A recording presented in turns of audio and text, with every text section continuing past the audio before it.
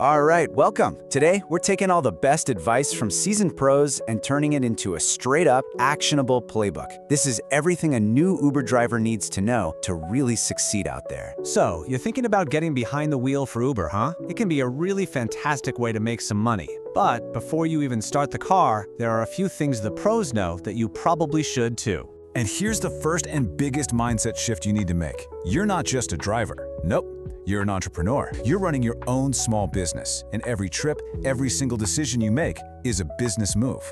This playbook, this is your guide to making the right ones. Okay, so here's how we've broken it all down for you. We're gonna start with your pre-drive checklist. Then we'll get into making every single ride count. After that, we dive into the money-making matrix. Yeah, that's the good stuff. And we'll wrap it all up with what we're calling pro-driver protocols.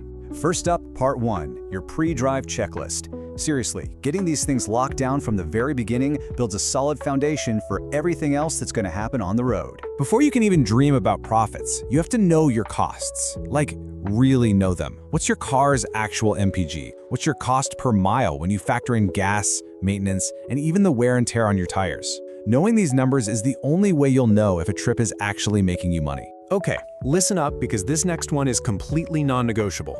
Get a dash cam. It is, without a doubt, your best friend out there. It's your backup for safety, it's your defense against a false complaint, and it's your witness in an accident. A dash cam is absolutely essential. End of story. When you're first signing up, do yourself a huge favor and activate everything Uber offers. I'm talking rideshare, Uber Eats, package delivery, shop and pay. Turn it all on. You can always go in and change your preferences later, but having all those options open from the start means you have more ways to earn when things get slow. And finally, this is a super simple but crucial step.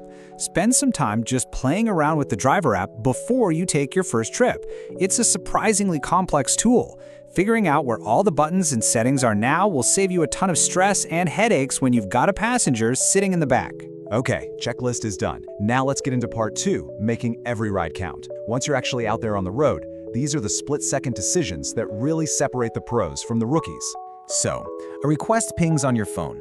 The clock is ticking. You literally have about 10 seconds to decide. You need to quickly look at the pickup location, the drop-off spot, and the upfront fare. And you ask yourself, is it worth driving that far just to get the passenger? Do I really want to end up in that part of town? And is the pay good enough for my time and the miles I'll put on my car? You gotta make that call, and you gotta make it fast. Here is a fantastic pro tip, a real game changer. The second you accept a ride, hit that Stop New Request button. This does two things. First, it stops new offers from popping up and distracting you, which is a huge win for safety. But here's the bonus. By taking yourself off the map for a little bit, you're reducing the supply of drivers, which can actually help push prices up in your area. Now, what about the passenger interaction? Well, the pro advice here is really simple. Talk less, drive more. Greet them when they get in, and then just read their vibe. If they're quiet, great, enjoy the quiet ride. If they want to chat, engage politely. Just mirror their energy, and you'll create a much better experience for everyone. This next little habit will save you from some major headaches down the line. Every single time a passenger gets out of your car, do a quick scan of the back seat and the floor. Catching a lost phone right then and there is 1,000 times easier than dealing with Uber's whole lost item return process later. Trust me. Okay, we've handled the individual rides. Now let's zoom out and get into part 3, the money-making matrix. These are the bigger picture strategies that will help you truly maximize how much you earn.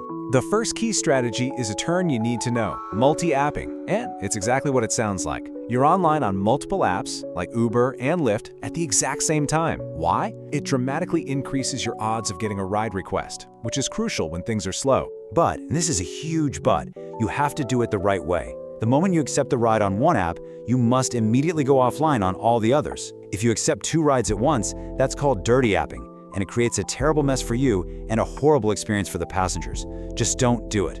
You're gonna see those bright red surge prices pop up on your map, and oh man, it's gonna be tempting to race over there. But the pros will tell you flat out, do not chase a random surge. By the time you get there, so will every other driver in the area, and poof, the surge will be gone. It really is like trying to chase the end of a rainbow. So if you're not chasing surge, how do you catch it? You have to learn how to read the map. See those gray clouds with the little dollar signs? That doesn't mean it's busy now. That's a prediction that it might get busy in about an hour. What you're looking for are the deep reds and purples. That's a real-time active surge. That's where the money is, right now.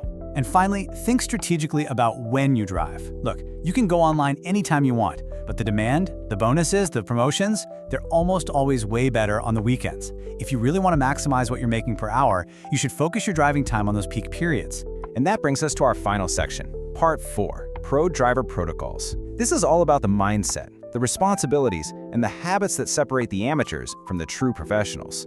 Remember that whole entrepreneur mindset we talked about? This is where it gets really important.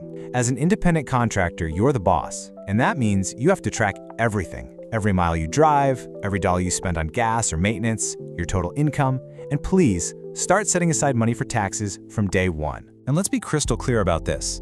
Being an Uber driver doesn't put you above the law. You are 100% liable for what happens in your car. That means you never, ever take more passengers than you have seatbelts for, you never transport a child who needs a car seat without one, and you never take unaccompanied minors. There are 0 exceptions to these rules. And maybe the best piece of advice in this entire playbook is also the simplest. Be a passenger. Every once in a while, order an Uber for yourself. Seeing the entire experience from the other side of the car will teach you a ton about what makes a great ride, and it'll show you exactly how you can improve your own service. So there you have it. That's your starter playbook for driving with Uber. You've got the knowledge. The only question left is, are you ready to get out there and drive smart?